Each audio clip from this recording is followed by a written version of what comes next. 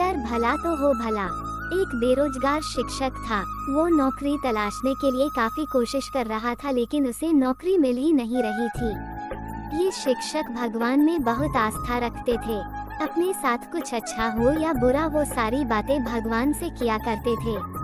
कुछ अच्छा होता तो धन्यवाद देते और कुछ बुरा होता तो भगवान से शिकायत भी करते।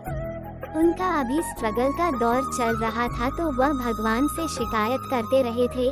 कहते कि भगवान, मुझे नौकरी क्यों नहीं दिलवाते हो, क्यों मुझे परेशान करते हो। थोड़े दिनों बाद ही शिक्षक को एक कस्बे में सरकारी नौकरी लगी। शिक्षक ने तुरंत भगवान को धन्यवाद दिया और उनका आभार माना। लेकिन दिक्कत ये थी कि स्कूल गांव में था और उनका रहने का इंतजाम कस्बे में किया गया था। उनके मकान से स्कूल तक का अंतर 5 किलोमीटर था। शुरुआती दिनों में पैसे न होने की वजह से उन्हें अक्सर इतना लंबा अंतर पैदल ही चलना पड़ता था। कभी कभी उन्हें रास्ते में कोई वाहन दिख जाता तो उससे लिफ्ट मांग लिया करते, लेकिन ऐसा बहुत कम होता था। शिक्षक ने तय किया कि सबसे पहले वह पैसा जमा करके एक मोटरसाइकिल लेंगे। उन्होंने बड़ी करकसर करके पाई जोड़ करके कुछ ही महीनों में मोटरसाइकिल लेने के लिए पैसे जुटा लिए और एक अच्छी सी मोटरसाइकिल खरीदी।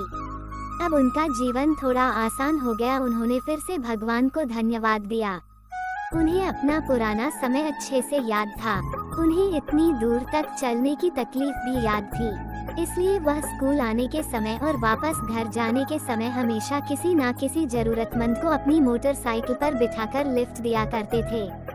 कभी किसी छोटे बच्चे को स्कूल छोड़ दिया, कभी किसी बूढ़े को लिफ्ट दे दी, तो कभी किसी किसान को शहर छोड़ दिया। इस तरह से शिक्षक आ रहे हो या जा रहे हो, कोई ना कोई उनके पीछे बैठा ही मिल जाता था। लोग उनकी बाइक को अब दूर से ही पहचानने लगे थे, क्योंकि हर कोई जानता था कि अगर उनकी बाइक आते दिख गई तो लिफ्ट जरूर मिल जाएगी। लोगों की मदद करके शिक्षक को भी बहुत अच्छा लगता था। एक दिन शिक्षक स्कूल खत्म करके अपने घर को जा रहे थे। उस दिन कुछ ऐसा हुआ कि उनसे लिफ्ट मांगने वाला कोई भी नजर नहीं आया। आधे रास्ते तक पहुंचने पर एक आदमी ने उनसे लिफ्ट मांगी। शिक्षक ने तुरंत उस आदमी को बिठाने के लिए अपनी बाइक रोक दी। उस आदमी को बिठाकर शिक्षक अपने रास्ते चल पड़े। थोड़ी दूर सुनसान जगह आने पर उस आदमी ने शिक्षक के पीठ पर चाकू रखा और उनसे कहा, अब यह बाइक मैं चला लूंगा, आप नीचे उतर जाए और मेरा पीछा मत कीजिएगा। शिक्षक को लगा आज तो बुरा फंस गया।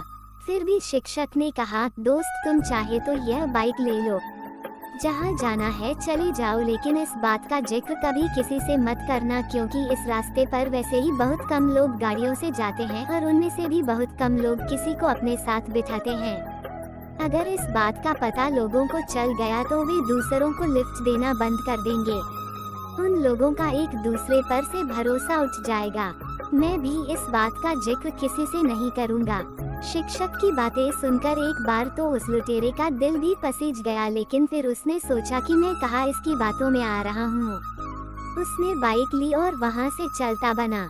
शिक्षक जैसे तैसे फिर पैदल चलकर अपने घर तक पहुँचा और घर पहुँचकर भगवान से शिकायत करने लगा, क्या भगवान फिर से मुझे वहीं पर लाकर खड़ा कर दिया। शिक्षक उस रात बिना खाना खाए ही सो गया। सुबह शिक्षक जब नींद से जागा तो उसने देखा कि उसकी मोटरसाइकिल उसके आंगन में खड़ी है और उस पर एक चिट्ठी चिपकी हुई है। शिक्षक ने बड़े आश्चर्य से अपनी बाइक से उस चिट्ठी को निकाला और उसे पढ़ने लगा। चिट्ठी उसी चोर ने लिखी थी जिसने उनसे यह बाइक छीनी थी।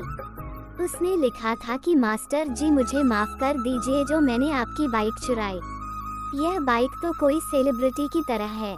जैसे लोग किसी बड़ी सेलिब्रिटी को दूर से ही पहचान लेते हैं, उसी तरह हर कोई दूर से ही इसे पहचान ले रहा था।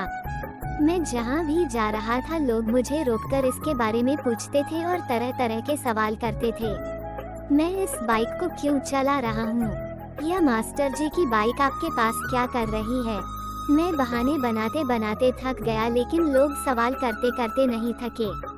मुझे पक्का यकीन है अगर थोड़े दिन यह बाइक मेरे पास रही तो मुझे जरूर जेल जाना पड़ेगा, इसलिए मैं यह बाइक आपको वापस लौटा रहा हूँ।